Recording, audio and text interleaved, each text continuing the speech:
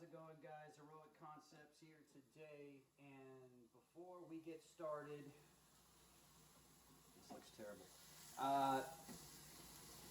Leave a comment down below, hit the like button, you know what I'm talking about. Help me out with the YouTube algorithm if you don't mind.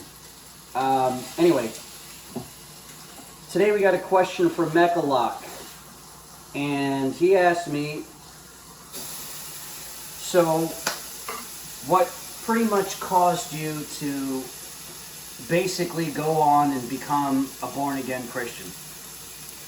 And I put an emphasis on the term born again, because there are people who got raised in the church, or they go to church, you know, for Easter and Christmas, and they somehow think that's what it means to be a Christian.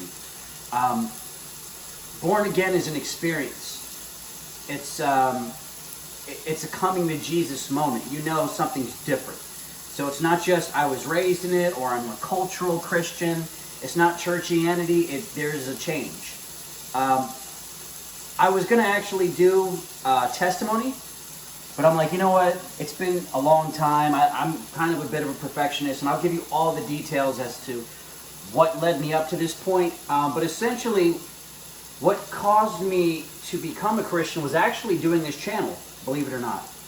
So, like a lot of other people, I would call myself, if someone were to ask me, hey, so, Heroic Concepts, or Andy, do you believe in God? And, you know, what are you, a Christian, or are you a Muslim, or are you an atheist, or an agnostic, or whatever? I would tell people, I consider myself a non-practicing Christian. So or rather I would say I'm a Christian, but a very weak one. I don't practice, right? So that means I respect, I guess what I meant by that now looking back, I hoped that if there was a God, it was like someone like Jesus, and not one of these other like, one of these ancient gods from Greek or, you know, whatever, where they're all freaking lunatics. I'm like, I need someone who, if he's in charge of basically hitting the flood button, I need somebody who's,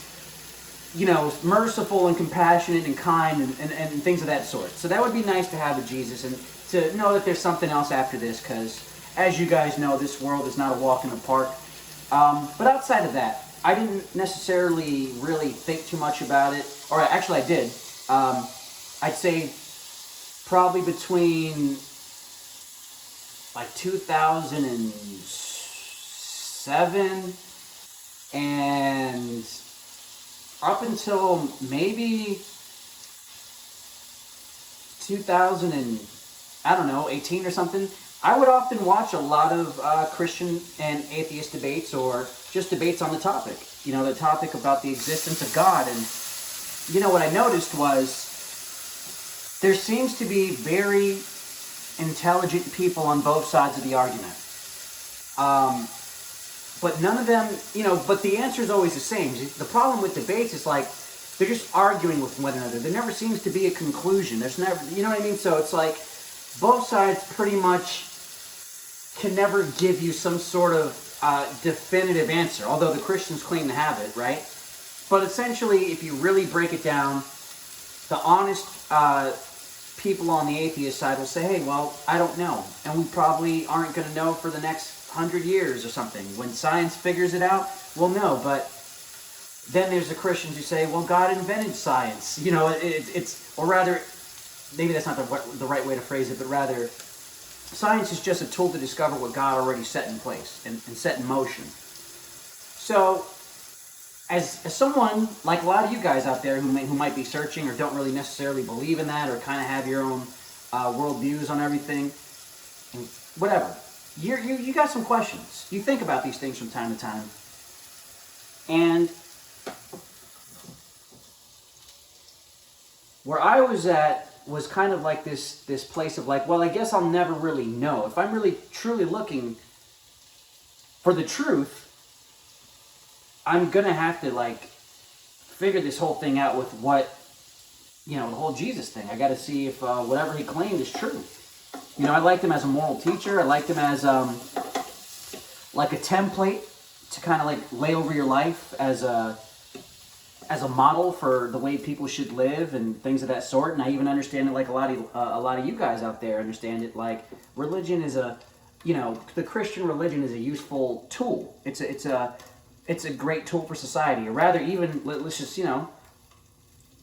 a beautiful lie, so to speak. Right? It's great. It helps people stay together. Right? It helps marriages. It gives people this kind of fear of God reason to stay married even when they're miserable, or if and it just, no matter the reason, it keeps families together. And as you guys know, and you see in today's world, once the family unit is destroyed, everything else tends to crumble after that. So I look at Christianity, or religion or whatever, kind of in that way. It's a useful tool to help society stay glued together.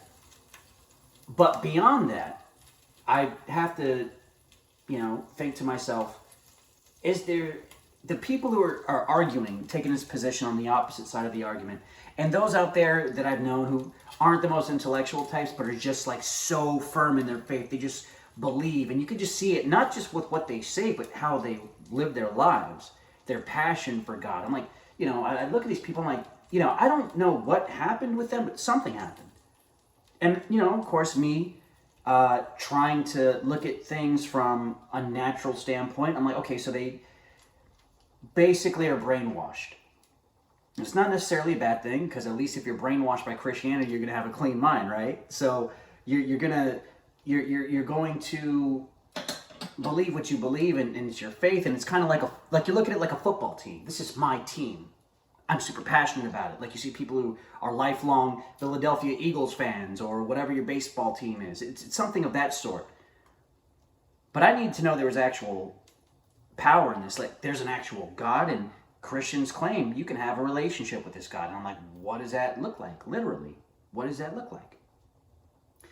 So, going back to what I said in the very beginning, I knew internally, as I'm teaching all this self-help, and I remember my very first video, which is very revealing about me personally, in a sense that I was searching for something, and that was peace of mind. But if you think about that from the standpoint of a man living in the world, and you look at the haves and the have-nots, at some point, okay, I got to get to work. I got to start developing discipline. I got to transform. I basically, my thing was, I was looking for my unicorn wife. I'm just going to keep it real. And then eventually I want to have a family, and I want to be this perfect dad kind of. I wanted to model what a great family looks like. That's always been something that's been very important to me, because I come from a family background where that just wasn't the example. A lot of you guys know I grew up in a domestic abuse household, and there was a lot of things I saw at an early age that it really took. It was a lot of trauma involved that took years and years and years and years and years up until like a year ago, and I'm still there's still lingering things there, probably somewhere internally, that I'm still, letting go of. But I just know that I didn't want to be that sort of example for my children, and I knew I had to be the example, right? I don't want to talk about it. I don't want to debate with nobody. I don't want to try to convince nobody with my words. It's either you're the real deal or you're not. Because I don't like liars. I don't like liars. I don't like people who are hypocrites. And don't get me wrong, we all are hypocrites to some degree, but people who claim to, have it together, but behind the scenes, they're lying, right? They're a liar. I don't like that. That pisses me off. So for me, it's very important to be as genuine as I can, even though I know it's a struggle to be a good person at times, especially for me and in my personality. Anyway, so as I'm doing this self-help channel, I'm doing heroic concepts. I remember the goal for me was, if I become this perfect guy,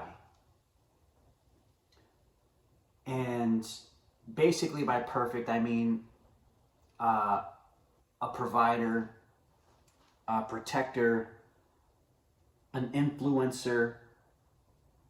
I got the money, the status, I get the right girl, and then eventually I, get the house. Well, I already had the house, but just kind of like, then you just kind of come up with passive streams of income. And I have all these, I have all this freedom now because I have financial freedom. I can do what I want, go anywhere I want to go, enjoy that with my wife, my kids. That was pretty much the goal for me. But I knew at some point, and it just coming from a promiscuous background, just calling it, just calling it what it is. I've been with a lot of different girls, beautiful girls. I was the kind of guy who was just so empty inside. And I didn't understand why. I just always knew at an early age, after I had mentioned this a long time ago, that I'd slept with a really beautiful girl when I was like 19. And for me, that was like a highlight of my life, right? And I remember as soon as it was over, I was like, you build up this story in your mind of what it's going to be like and how you're going to feel. And I don't know, it was kind of silly that I really thought that was some sort of like answer to everything kind of problem for me or something. I just really needed validation. And once I got it, I was like, once that was over, it's kind of like, all right, well, that just happened and that was cool. Had a good time. But I know this isn't it. This can't be it to life. There's got to be more. So I just figured I just got to be more ambitious, and I have to just have higher goals and just kind of change my view on things. And, it's just like this concept of like, okay, you just keep climbing hills, right? Like you get to the top of one hill, now you climb to the top of the next hill. And I realized, but why is it that I always feel like I have to do something to have peace? Why isn't it ever sustainable? Why can I ever be internally truly satisfied? Why do I always feel like I'm running on E? Like I'm a cup with a hole in the bottom, so like no matter what I do, I keep pouring into myself. I keep achieving things. I keep drinking in this water of success or some sort of notch on my belt or some whatever it is in this world, and I always feel thirsty. It's never enough. And here I am in the middle of doing a self-help channel, essentially telling you guys, become heroic, save yourself. And the idea is, through white knuckle discipline, you can save yourself from yourself. You can transform your life. And what it took me so long to realize was, what I was teaching was reinvention. It wasn't rebirth. So basically, at some point, you're essentially, no matter how much you improve yourself, you're still pretty much the same empty person at the end of all of it. You never get to a place where you have this culmination of positive emotions regularly. And there is no hope, because essentially this life is your only life, and then you're worm food. And really, it doesn't matter whether you have purpose or not, although something inside all of us feels like we should have purpose. So, basically, I'm going to go into a lot more detail in my testimony video about just how terrible my life got the time I was away from doing videos. A lot of bad things happened. But basically, those bad things led me to finally figuring out what it was that I believed about my faith. If it was just a bunch of crap, if, really I just needed to know, is a relationship with God an actual relationship with God where there's a transaction of communication? Because that's the way I would look at it in the natural world. Like, I talk to you, you talk back, right? Or is a relationship with God a relationship with a book? And is this book, although it's valuable, is it really anything more than a glorified self-help book? I'll be honest with you. The part of me inside that hoped that there was a Jesus, that there was some sort of God out there, and not because I really cared about going to heaven or hell, although, that does play a role, let's be honest, but it was more about is this life really just pointless though? What I do here, is it just outside the heaven and hell? Is it just like, am I just existing to exist? I just do what I want to do, and based on my circumstances, I either have a head start in life or I don't, and no matter how hard I work, and I'm always going to feel crappy on the inside. You know, I need to know there's something that can help me now. Because, see, what a lot of you guys don't realize is, as you go on this self-help journey like I was going, which why basically I started this channel while I was on my own journey to kind of teach you guys the things that I knew. You become kind of, and naturally this is the case, and I would even teach this at times, you develop boundaries, and which is fine, those are healthy. But sometimes you become very callous in your heart towards others. So even towards you guys, I stopped doing these videos. A part of the reason was because I felt like most of y'all weren't really getting anything out of it. Even though, like, and then you guys, oh, you're helping me so much, you helped me transform my life, and this, that, and the other, but it felt like I would get and it wasn't all of you guys, it was just like a couple of people. I kept getting the same questions in 4 different ways, right? And I'm like, man, like, at some point you just kind of, in my natural man, right, my flesh, so to speak, for those of you who are biblically, inclined, those of you who don't know what I'm talking about by that, just based on me living in a natural world and reaching a certain level, I'm like, okay, until you guys get to this level, I don't really want to talk to you. Or rather, if you're not even willing, if you're not teachable, I don't want to talk to you. I don't want to deal with a bunch of people or have an audience of content suckers who just keep sucking in content but never do anything with the information. I want to hear testimonials, man. I want to hear, Andy, this happened because of what you said this one time, and I transformed my life, and I got over this particular relationship, or now I'm at this point in my career, or I made these kind of gains, or whatever. You know what I'm saying? Like, I wanted to know that I took part in that, and I felt like at some point, because I wasn't getting nothing out of doing the channel, meaning I wasn't getting the emotional high of saying, yeah, that's right, I'm helping these guys, that's right, I'm part of their success. And even though I would never really say it that way, internally that is a truth. Even me doing good things for you guys, I wouldn't do it unless I was getting something out of it. And that's what the natural man is. We're inherently selfish, right? So I started asking myself questions too prior to going to church. I'm like, is it even possible for humans to love unconditionally? And I think apart from the love you might have for your children, and again, I'm thinking more specifically the mother's love, and I'm assuming she's a decent mother. The mother's love for her child is the closest thing I think that parents have, or that humans, that's the closest they could possibly get to unconditional love, is that sort of mother-child sort of dynamic. I think that's possible for men too, so let me not say that, but what I mean is, we typically love our kids as long as they're hitting certain benchmarks, as long as they're doing good, as long as we're proud of them. But the second they disappoint us, you want to disown them. And look, maybe you never actually do that, but a part of you feels that way. You don't get any joy out of being their father because they're not meeting your conditions. And I know that sounds terrible, but whether people say it or not, they feel that way. Again, in your natural man, in your fallen state, so to speak.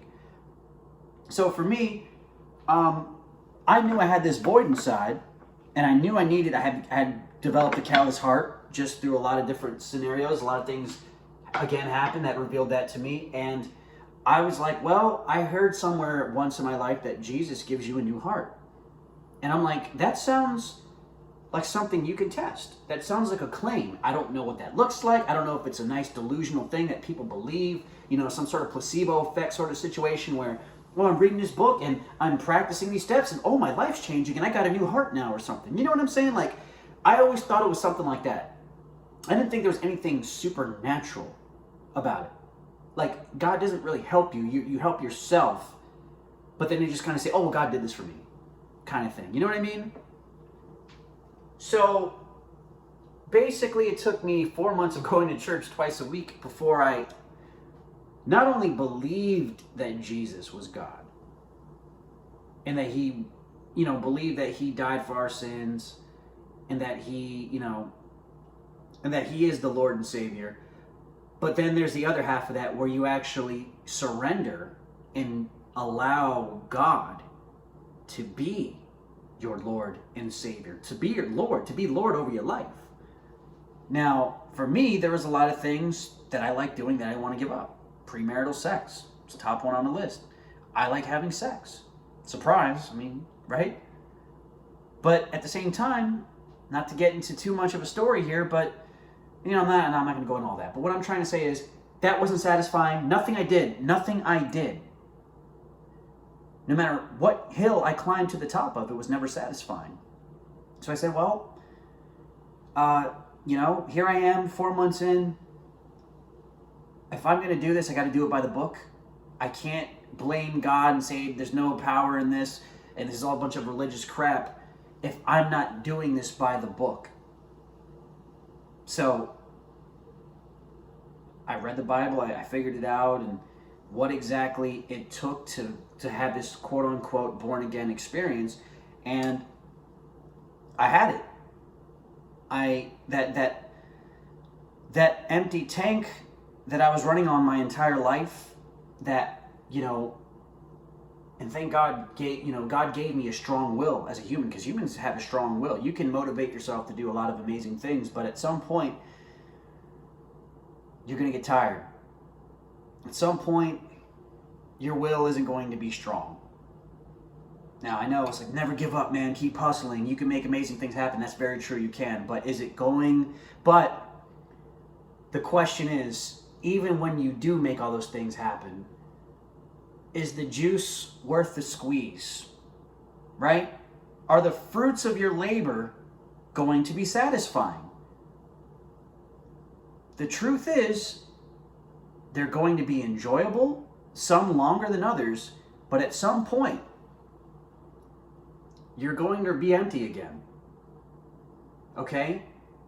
Now, what happened with me upon this experience that I had, I was made whole internally. Remember, my first video was happiness is peace of mind. I didn't believe in happiness. I thought that was a fleeting feeling. I didn't want to base my, my life off of feelings.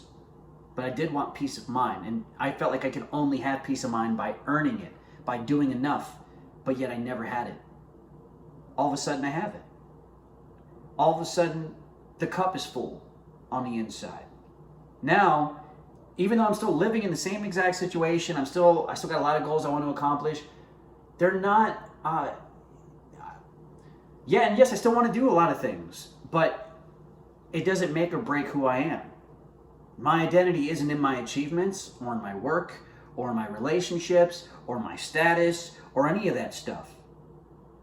Which actually frees me to focus more on my work and to be, believe it or not, for those of you out there who struggle, trying to attract the opposite sex, it makes me more attractive because I'm no longer thirsty for anything. I don't need, although I'd really like to have a beautiful, godly wife, I don't need one.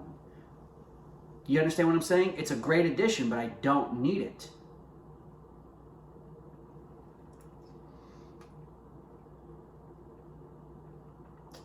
Man, it's got cold. But anyway. And that's a place we all try to get to. I think all of us, whether we're conscious of it or not, that's what's wrong with all of us. That's where depression, the roots of depression and anxiety. Sorry for speaking my mouth full. That's rude. That's really rude.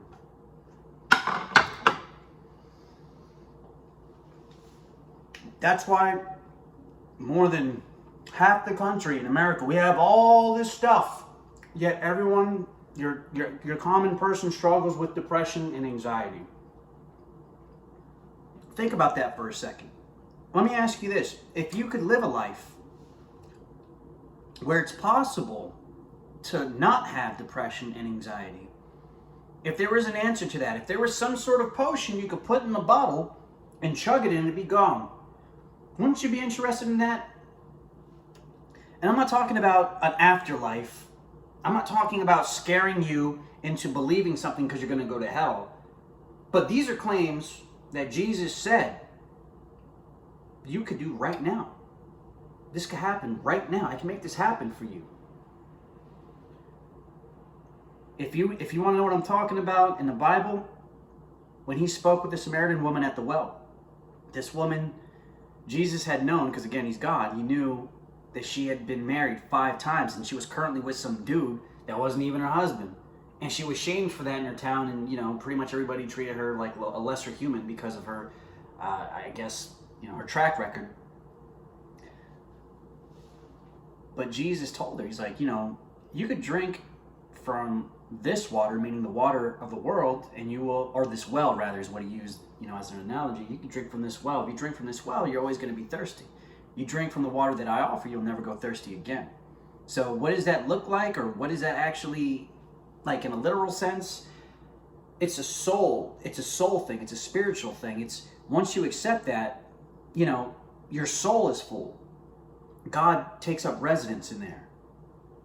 And you know it. Okay? And you know it, trust me. And even then, don't get me wrong, for those of you guys who are skeptics, trust me, I'm right there with you, because when this happened, I was still like, something's definitely different inside, but again, I don't want to, is it my feelings? Is it just my head playing tricks on me? Is this some passing, fleeting feeling sort of thing? And I still needed to see some more supernatural evidence, because again, this is a supernatural book that has supernatural claims. I need supernatural evidence. I'm sorry. I'm just not going to believe anything. So we can go into those details later.